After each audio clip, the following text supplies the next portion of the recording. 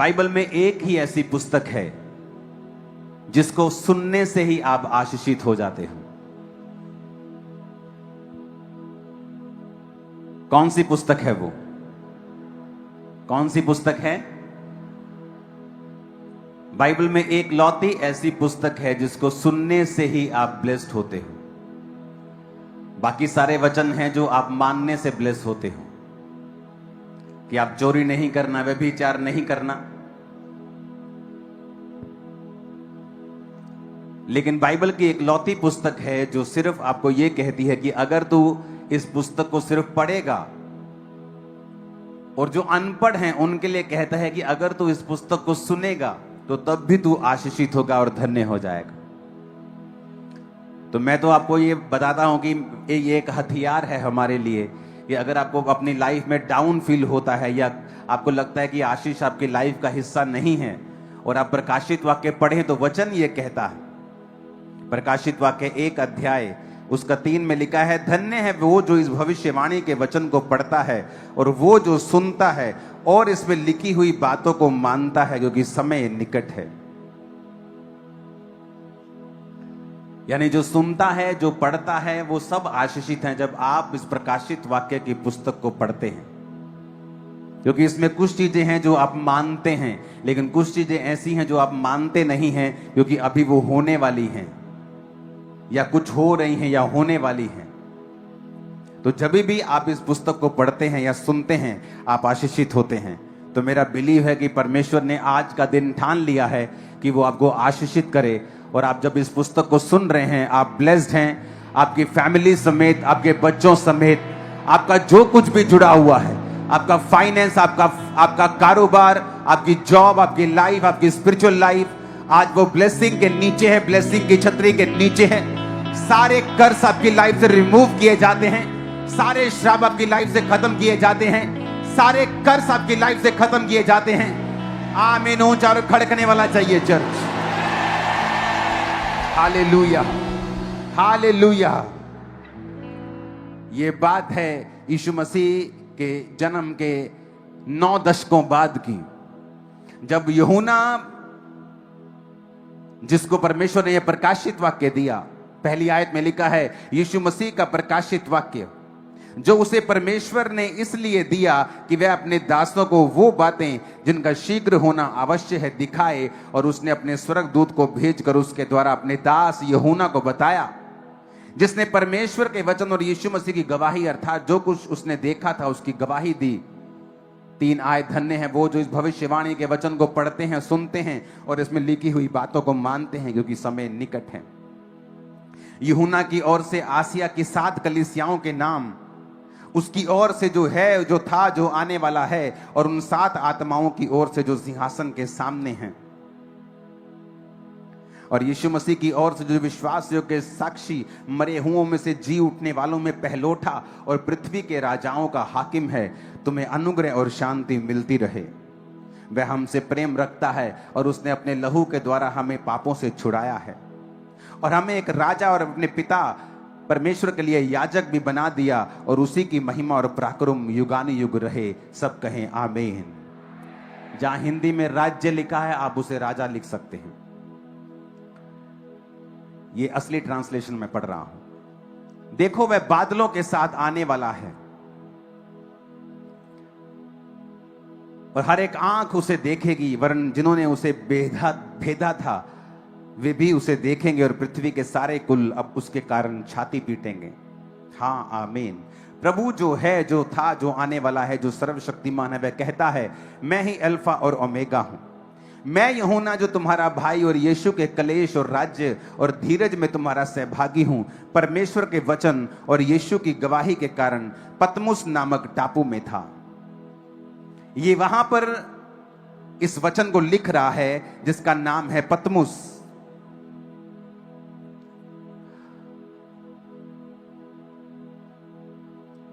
और ये पतमुस नामक जो टापू है, ये 50 मील यानी 80 किलोमीटर के दूर है, जहां ये यूहन्ना रहता था। जब रोमी अंपायर ने यह देखा कि जो यूहन्ना है, इसका इन्फ्लुएंस बढ़ रहा है, उनको धर्म से मतलब नहीं था, लेकिन उनको पॉलिटिकल मतलब था कि यूहन्ना का जो लोगों के ऊपर इन्फ्लुएंस है वो बहुत ज्यादा है। लोग यूहन्ना की बात बहुत ज्यादा मानने लगे थे।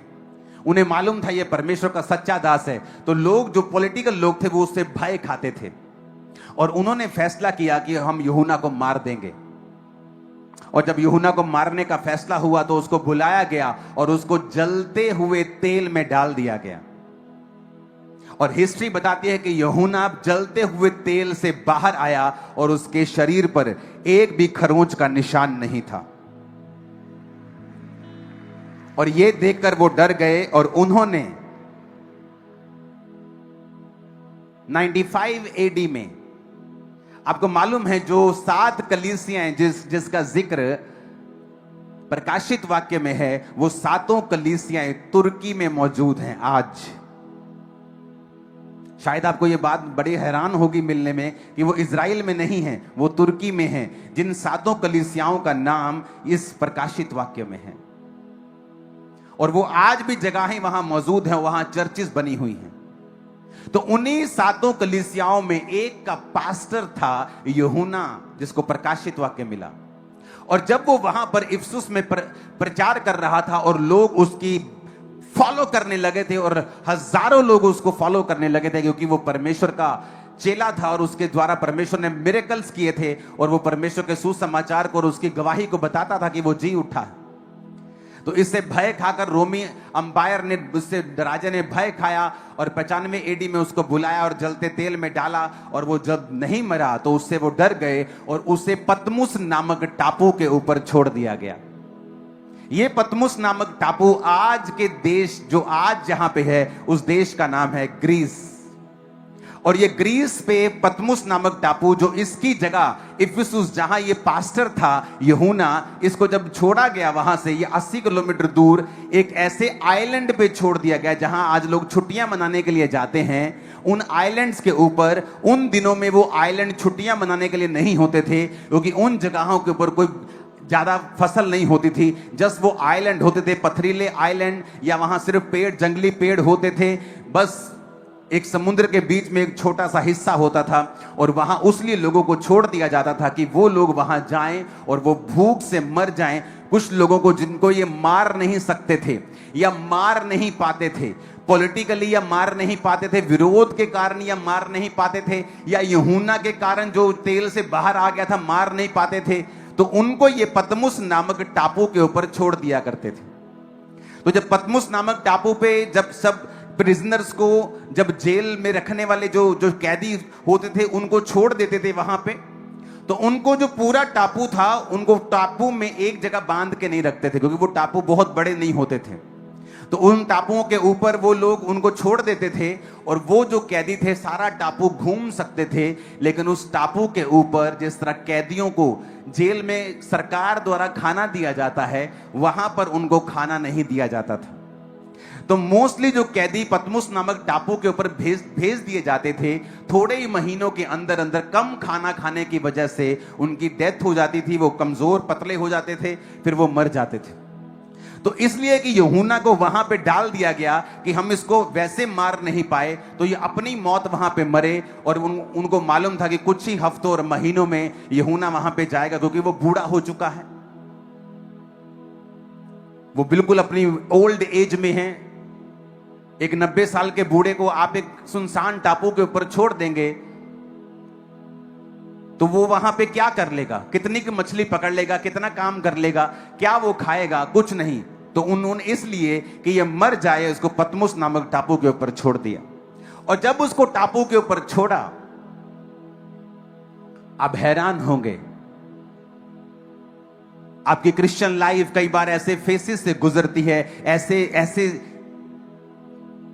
कंडीशन से होके गुजरती है जहां आपको लगता है कि आप डेथ के करीब हैं, जहां आपको लगता है कि आपकी लाइफ बहुत बड़े ट्रबल में चली गई है, बहुत बड़े मुश्किल में चली गई है, जहां कोई रास्ता आपको नजर नहीं आता है, जहां आपके जैसे जो आपके दशा में लोग हैं वो मर रहे हैं आपकी आंखों के सामने, जिस तरह यूहन्ना की आंखों के सामने उस पतमुस नामक जो टापू था उसके कैदी मर रहे थे। आज भी जब आप उस पतमुस नामक टापू के ऊपर जाएंगे, जिस जगह के ऊपर परमेश्वर ने यूहन्ना को दर्शन दिया था, 10 आयत में लिखा, मैं प्रभु के दिन आत्मा में आ गया और अपने पीछे तुरही सा बड़ा शब्द ये कहते हुए सुना, जो कुछ तू देखता है उसे पुस्तक में लिखकर 7 कलीसियाओं के पास भेज दे, अर्थात Ephesus, Smyrna, Pergamum, Thyatira, Sardis, Philadelphia, Laodicea. ये 7 कलीसियाएं आज तुर्की में मौजूद हैं। आप यहां जा सकते हैं, आप इस जगहों पे घूम सकते हैं। वहां आज भी चर्चिस हैं, आज भी सारी हिस्ट्री वहां पे मौजूद है। तब मैंने उसे जो मुझसे बोल रहा था देखने के लिए अपना मुंह फेरा और पीछे घूमकर मैंने सोने की 7 दीवटें देखी। उन दीवटों के बीच में मनुष्य के पुत्र सदृश एक पुरुष को देखा, जो पांव तक के वस्त्र पहने, छाती पर सोने का पटका बांधे हुए था। उसके सिर और बाल श्वेत यानी व्हाइट थे, वरन पाले के समान उज्जवल थे। उसकी आंखें आग की ज्वाला के समान थी। उसके पांव उत्तम पीतल के समान थे, जो मानो भट्टी में तपाया गया हो, और उसका शब्द बहुत जल के शब्द के समान था। हालेलुया। अब उसे यीशु मसीह के दर्शन होते हैं और यीशु मसीह उसे दिखाई देते हैं और उसे कहते हैं, जो कुछ तू देख रहा है उसे लिख ले। जब आप मसीह में आते हैं, बाइबल में एक बड़ी गहरी बात लिखी है। लोगों को लगता है कि ऐसा क्यों लिखा है? बाइबल में लिखा है, अन्याय क्यों नहीं सहते? जब लोग तुम्हारा विरोध करते हैं तो तुम आनंदित क्यों नहीं होते हो? अब यहां पर जो रोमी लोग हैं वो आनंदित हो रहे हैं कि हमने एक डिसाइपल को मार दिया, क्योंकि पतमुस नामक टापू से ये 90 साल का बूढ़ा ये वापिस जिंदा आने वाला नहीं है। कलीसियाएं दुखी हैं क्योंकि उनके सेवक को उठा लिया गया है, जो बिल्कुल एक गढ़ की तरह है। लेकिन आगे क्या हुआ? जिस गुफा में, जिस जगह के ऊपर यूहन्ना को परमेश्वर ने दर्शन दिया और कहा, जब उसने देखा तो उसने क्या देखा? बाल श्वेत यानी व्हाइट हैं, जो बुजुर्गी को, समझदारी को दर्शाता है। हम बोलते हैं ना कई बार, यार तेरे तो बाल चिट्टे हो गए, हुंदा अकल दी गल कर ला। यानी जब बाल व्हाइट हो जाते हैं तो वो बुजुर्गी को, समझदारी को दर्शाता है। तो परमेश्वर के बाल जब देखे गए तो वो व्हाइट थे, उज्जवल थे, यानी वो समझदार है, वो बुद्धिमान है। उसकी आंखें आग की ज्वाला के समान थी। जब आप आग में चीजों को डालते हैं, जब आप सुनियारे के पास जाते और बोलते, ये सोना मेरा जरा करना, इसको बेचना है, तो वो आपकी शक्ल देख के आपको पैसा नहीं देता, वो सोने को आग में डालता है, क्योंकि आग झूठ नहीं बोलती, इंसान बोलता है। आग दिखा देती है कि इसमें कितना सोना है और कितना पीतल है और कितनी चांदी है और कितनी अशुद्धता है। तो जब परमेश्वर ये दिखा रहा है कि मेरी आंखें आग की ज्वाला के समान है, यानी मेरी आंखों से कुछ भी छुपा हुआ नहीं है। मैं तुम्हारे मन की बातों को भी जानता हूं, जो तुम्हारा दुश्मन सोचता है ये भी जानता हूं, जो तुम्हारे लोग सोचते हैं मैं ये भी जानता हूं। तुम मेरे सामने जब आते हो तो मैं सब देख सकता हूं, क्योंकि आग जो ज्वाला है, आग के समान उसकी आंखें हैं, उससे कुछ भी छुपा हुआ नहीं है। वो तुम्हारी हर एक सीक्रेट को जानता है। उसके आगे लिखा, उसके पांव उत्तम पीतल के समान थे। जिन भट्टियों में चीजों को क्रश किया जाता है वो पीतल की होती हैं मोस्टली। पीतल एक हार्ड धातु है, ये मोल्ड नहीं होती, ये खराब नहीं होती, ये खत्म नहीं होती, टूटती नहीं जल्दी। तो जब पांव पीतल के समान है, इसका मतलब न्याय भी है, इसका मतलब मजबूती भी है। और जब ऐसा दर्शन यूहन्ना पा रहा था, जिस जगह यूहन्ना ने दर्शन पाया, उस गुफा की पिक्चर है मेरे पास, वो दिखाना जरा। इस जगह क्या आप दिखा सकते हैं सब तरफ? इस जगह यूहन्ना ने परमेश्वर के प्रकाशित वाक्य को पाया था। यह पतमुस नामक टापू आज भी है, और जिस जगह उसने परमेश्वर के दर्शन को पाया था, वो जगह आज भी वहां मौजूद है। और दुनिया भर के सैलानी वहां जाते हैं हर साल। ये ग्रीस में आज भी मौजूद है। अब यहां पर इस जगह के ऊपर परमेश्वर उसे दर्शन दे रहा है, और उसे वो दे रहा है जो आज तक हिस्ट्री में कभी किसी को नहीं मिला था, जो आज तक जब से धरती बनाई गई थी वो बातें किसी मनुष्य को नहीं बोली गई थी, जो यूहन्ना को इस जगह के ऊपर बताई गई।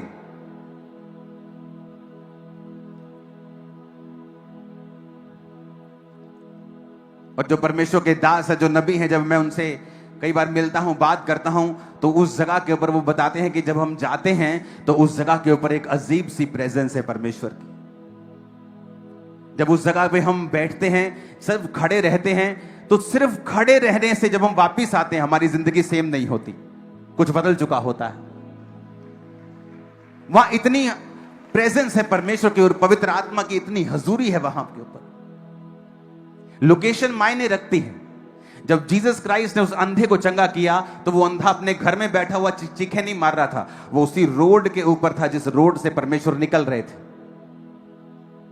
जिस रोड से परमेश्वर निकल रहे थे उसी रोड से ही आकर उस 12 साल की लहू बहने वाली औरत ने परमेश्वर के पल्ले को छूकर अपनी शर्मिंदगी को खत्म कर लिया था।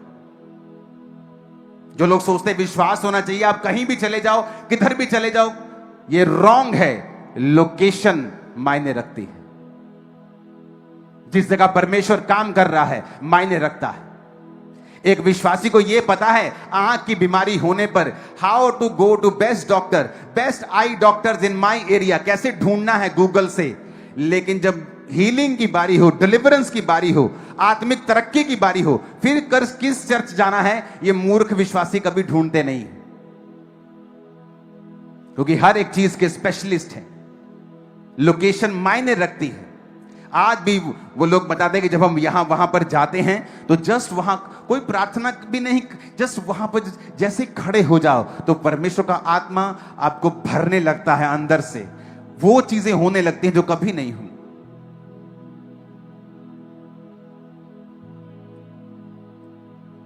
और जब यहां पर परमेश्वर का प्रकाशित वाक्य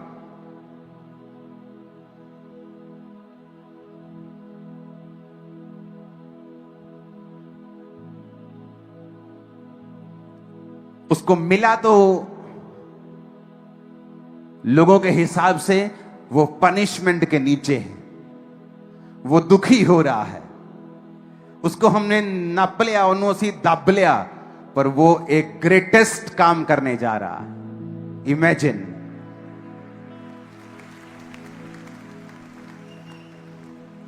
शैतान के हिसाब से इसे खत्म कर दिया गया है।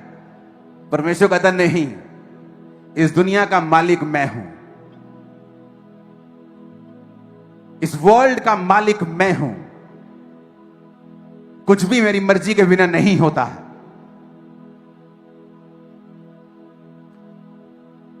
उन टापू में थोड़ी सी पॉपुलेशन पर यूहन्ना ने प्रचार किया,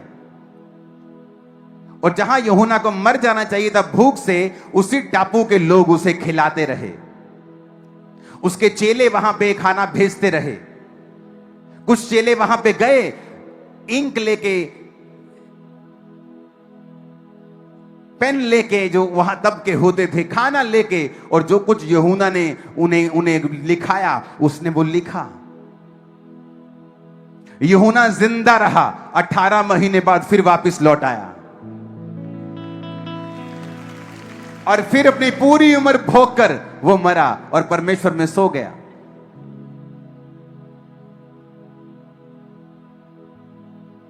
जब परमेश्वर काम करने में आता है वो राजाओं को भी फेल कर देता है। वो ये दिखाता है कि मैं राजाओं का राजा हूं।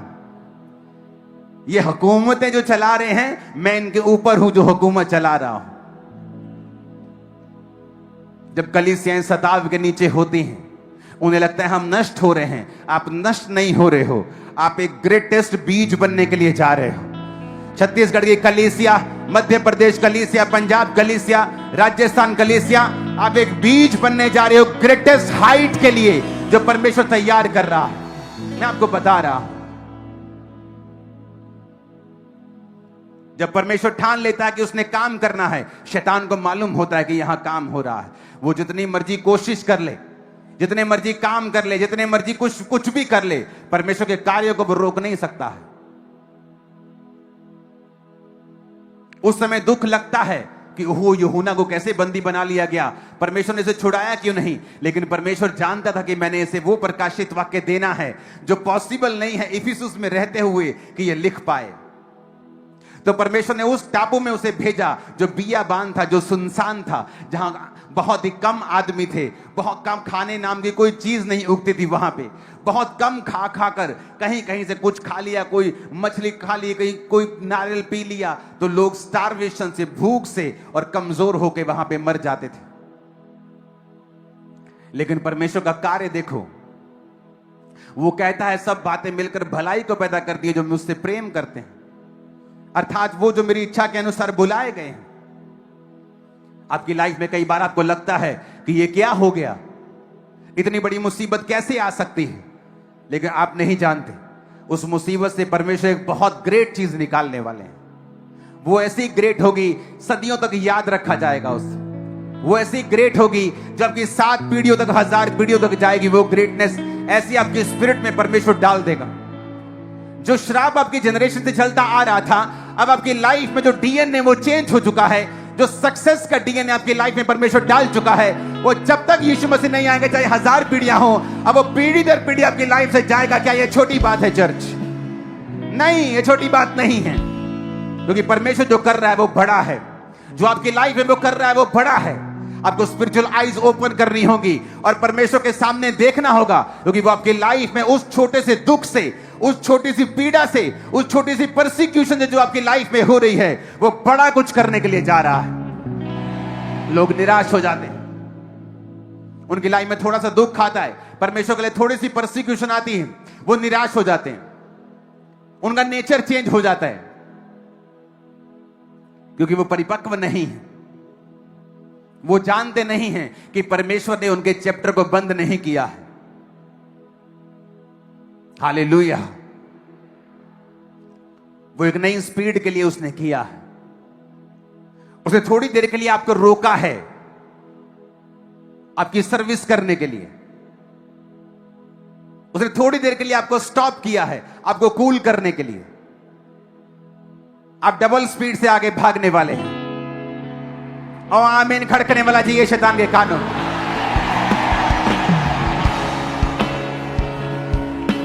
हालेलुया। ऊंची आवाज में कहो हालेलुया। फिर से कहो हालेलुया। ऊंची आवाज में कहो हालेलुया।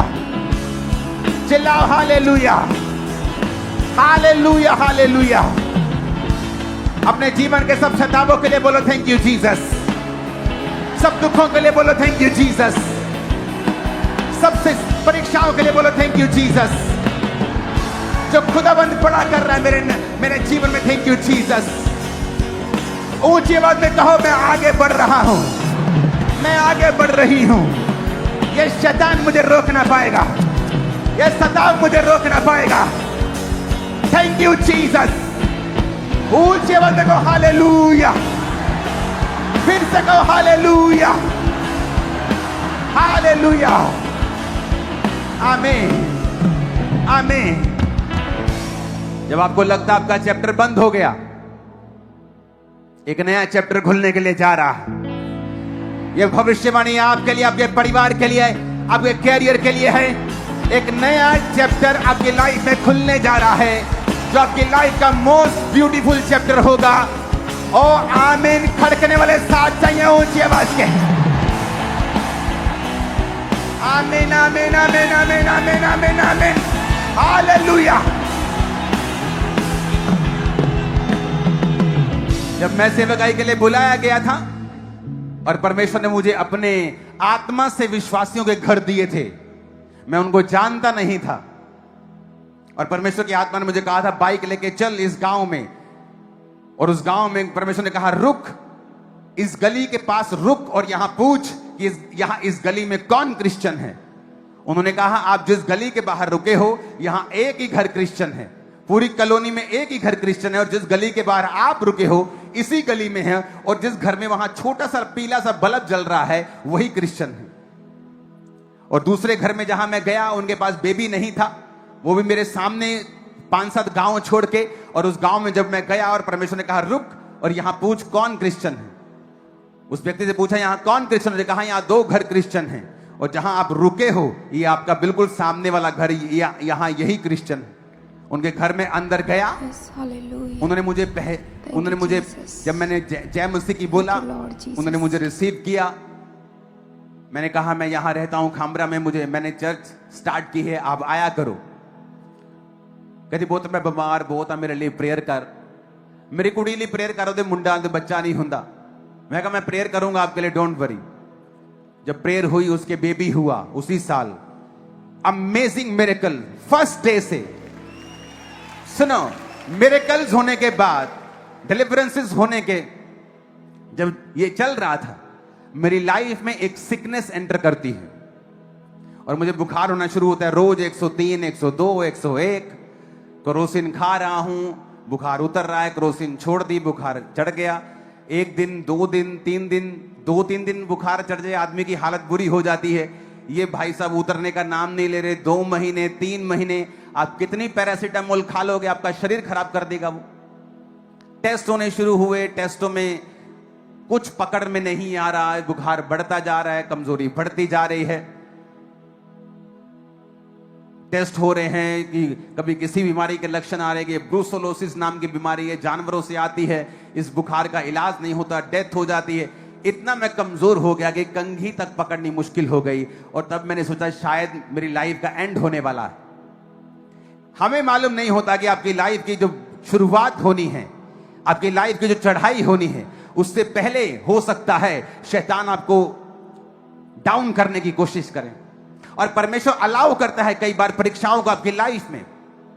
और मैं जानता नहीं था, जहां मुझे लग रहा था मेरी लाइफ एंड हो रही है, परमेश्वर भारत की सबसे बड़ी कलीसिया की बुनियाद को डाल रहे थे और उसे खड़ा करने के लिए कैसे करना है। इमेजिन करो, उसमें मुझे कुछ मालूम नहीं था क्या होगा, फ्यूचर में मेरे लिए क्या रखा है। इतना पता था बस परमेश्वर में आ गए हैं, मर गए तो स्वर्ग चले जाएंगे, बस इससे ज्यादा कुछ मालूम नहीं था। परमेश्वर ने बोला मैं तुझे इस्तेमाल करूंगा, शायद इतना ही इस्तेमाल कर लिया बहुत होगा, शायद इतना ही बोला होगा। क्योंकि जब आप विश्वासी होते हैं, नए विश्वासी होते हैं, आपको कभी भी परमेश्वर पूरा प्लान जाहिर नहीं करता है ताकि आपको विश्वास के द्वारा चला सके, क्योंकि बिना विश्वास के उसे प्रसन्न करना अनहोना है। परमेश्वर कभी प्लान नहीं बताएगा पूरा, आपको जस्ट छोटा छोटा प्लान मालूम होगा, अगला कदम मालूम होगा कि मुझे क्या उठाना है। इमेजिन करो जब यूहन्ना को वहां से भेजा जा रहा होगा, लोग रो रहे होंगे कि हो हमारे जीवन में कलेश आ गया, परसिक्यूशन आ गया। लेकिन वहां पे क्या हुआ, वहां पे प्रकाशित वाक्य नाम की दुनिया की सबसे उत्तम, दुनिया का सबसे उत्तम अध्याय, दुनिया की सबसे उत्तम पुस्तक की सबसे उत्तम पुस्तक वहां पे लिखी जानी थी। उन 18 महीनों के पीरियड में यूहन्ना ने वहां यीशु मसीह को साक्षात देखा और उस पुस्तक को लिखा। इमेजिन करो वो ग्लोरी कि उस केव में परमेश्वर आपको दर्शन दे रहे हैं। और वहां अगर आप केव को जाके घूमेंगे तो वहां पे केव में जब यीशु मसीह ने दर्शन दिया था, वहां 3 दरारें आ गई थी केव में। उस गुफा में 3 दरारें हैं, बाप बेटा पवित्र आत्मा। और देखो उस गुफा में परमेश्वर उसे दर्शन दे रहे हैं और उसे बोल रहे हैं लिख। और वो आज तक हम पढ़ते हैं।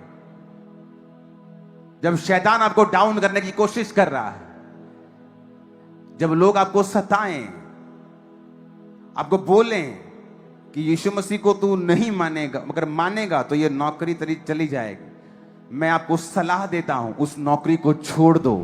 जीसस आपके लिए कुछ बेस्ट रखा है। उस सुनो, ऐसी नौकरियों को तुम नौकर रख लोगे, ऐसी नौकरियों को मैं आपको बता रहा हूं, लेकिन तुम में दम होना चाहिए परमेश्वर के लिए खड़े होने का। तुम्हें एमएलए बोल रहा है ना वहां का, सरपंच बोल रहा है वहां का, क्रिश्चियन नहीं होगा तो तेरे को बर्तन नहीं देंगे, तेरे घर में नहीं आएंगे, तेरी शादी नहीं होगी, तुझे बाहर निकाल देंगे, पानी नहीं देंगे, निकल जाओ वहां से, पानी पीना बंद कर दो। वहां का जो खुदा तुम्हें देगा वो कहीं बड़ा होगा, मैं आपको बता रहा हूं। ऐसा एक भी इंसिडेंट बाइबल में नहीं है जहां शैतान जीता हो और परमेश्वर हार गया हो। एक भी नहीं है पिछले 2000 साल में जब से कलीसिया आई है, एक भी नहीं। जब जब भी कलीसिया के ऊपर जुल्म हुए हैं, कलीसिया बड़ी है, लोग ब्लेस्ड हुए हैं, अनॉइंटिंग बड़ी है, सामर्थ्य बड़ी है, परमेश्वर का कार्य बड़ा है, कम नहीं हुआ। मेरी लाइफ की आशीष, मैं कोई ऊपर से नहीं आया हूं, स्वर्ग से नहीं उतरा। मैंने भी स्ट्रगल किया है शरीर के साथ, शैतान के साथ, इच्छाओं के साथ।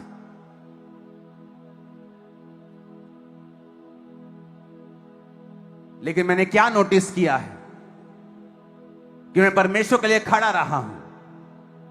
अगर किसी रिश्तेदार ने धमकी दी है छोड़ने की, तो मैंने पहले उसे छोड़ा है, मैंने छोड़ा है पहले। फैमिली ने धमकी दी है छोड़ने की, तो मैंने छोड़ा है पहले। पैसा नहीं मिलेगा, काम नहीं मिलेगा, मेरा दोस्त, हम दोनों इकट्ठे परमेश्वर में आए थे, इकट्ठे हमने परमेश्वर को माना था। जस्ट थोड़े दिनों का फर्क है बीच में, कुछ ही दिनों का, कुछ ही डेज का। बैप्टाइज्ड, लेकिन जब परमेश्वर में चला तो सताव आया और उसकी फैमिली ने बुलाकर उसको बोला कि बेटा, अगर तू क्रिश्चियन बनना चाहता है तो हम तुझे ना तो दुकान में हिस्सा देंगे और तेरी शादी भी नहीं करेंगे।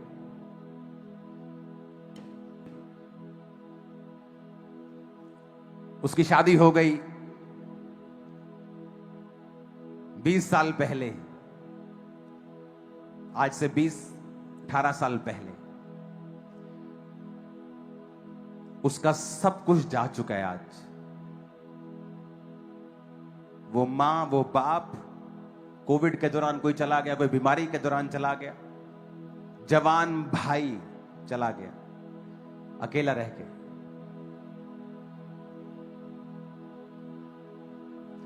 जो शैतान आपको डरा रहा है ना, शैतान खुद डरा हुआ है, वो इसलिए डरा रहा है। आज मेरी फैमिली कहां है? मसीह में है। क्योंकि मैंने कहा ठीक है, आपको कुछ जो नहीं देना ठीक है, कोई प्रॉब्लम नहीं है, लेकिन उसको दुकान की चिंता थी, शादी की चिंता थी, वो किसी चीज में आज हैप्पी नहीं है।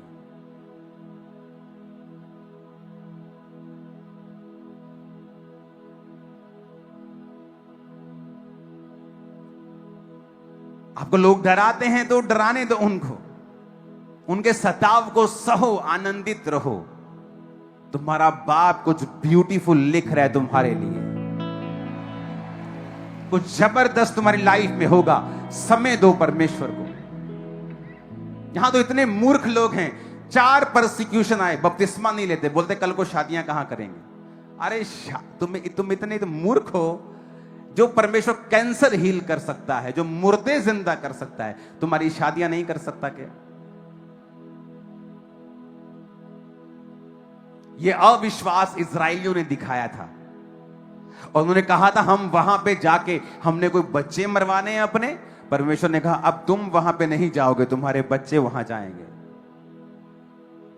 और उनमें से सिर्फ 2 लोग थे, उन लाखों लोगों में से, उस जनरेशन की, जो वहां पहुंचे जहां परमेश्वर उनको लेके जाना चाहता था। अविश्वास।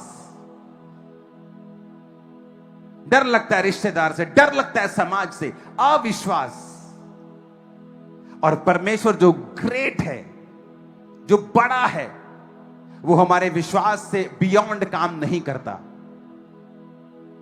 वो अंधे को कहता है तेरे अंदर क्या विश्वास है कि मैं ये कर सकता हूं? हां प्रभु, मेरे अंदर विश्वास है। ठीक है, तेरे विश्वास के अनुसार तेरे साथ हो। कई कई जगहों के ऊपर उनको विश्वास नहीं था कि यीशु मसीह मेरे जीवन में ये प्रॉब्लम हल कर सकता है, क्योंकि यीशु मसीह उनका दोस्त था, क्योंकि वो उन्हीं में पला और बड़ा था। उनको विश्वास नहीं था। जहां विश्वास नहीं था तो बाइबल कहती परमेश्वर यीशु मसीह वहां बहुत सामर्थ्य के काम ना कर सका। सिर्फ कुछ बीमारों पर हाथ रख के उन्हें चंगा करके वो वहां से चला गया।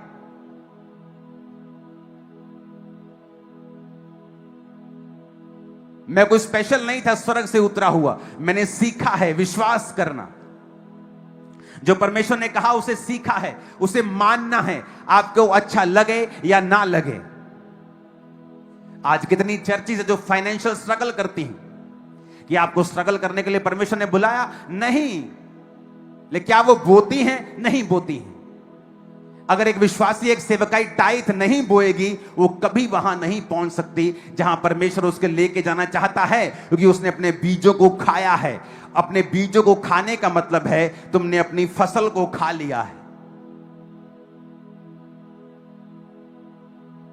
इसीलिए आज विश्वासी स्ट्रगल करते हैं, क्योंकि उनके अंदर फेथ नहीं है। क्योंकि प्रेयर करने के लिए फेथ चाहिए, यीशु मसीह को डिक्लेयर करने के लिए फेथ चाहिए, टाइथ बोने के लिए फेथ चाहिए, बीज बोने के लिए फेथ चाहिए, भूखे रहने के लिए फेथ चाहिए, सेवा करने के लिए फेथ चाहिए, अपना जीवन प्रभु के घर में देने के लिए फेथ चाहिए, अपना जीवन परमेश्वर के सेवा में समर्पित करने के लिए फेथ, विश्वास चाहिए। बिना विश्वास के आप नहीं कर सकते।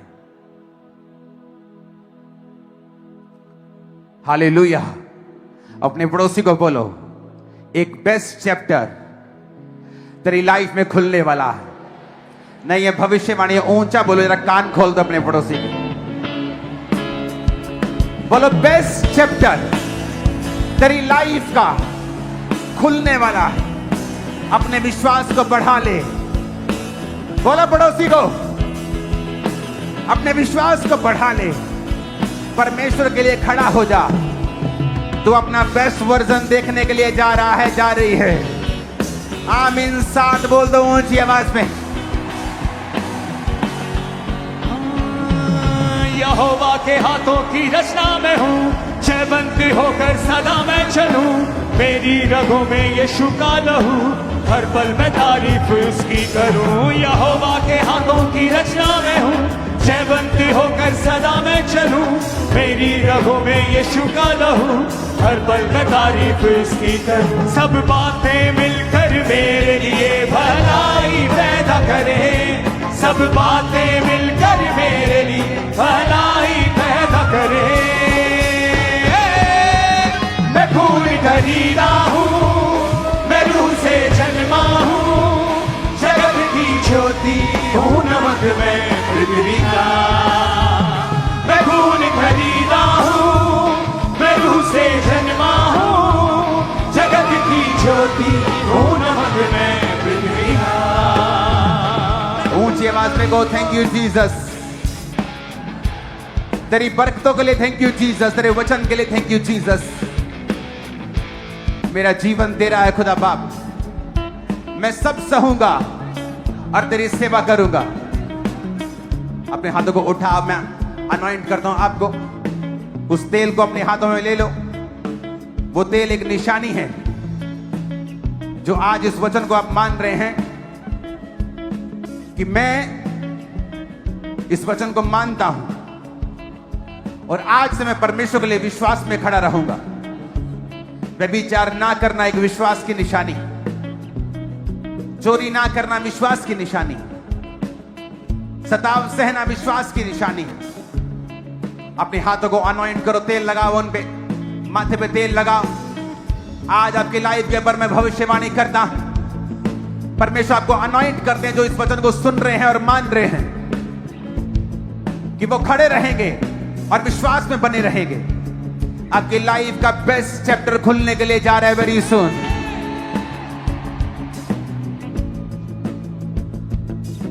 जो आपने अब तक नहीं देखा वो होने के लिए जा रहा है आपकी लाइफ में, इन जीसस नेम।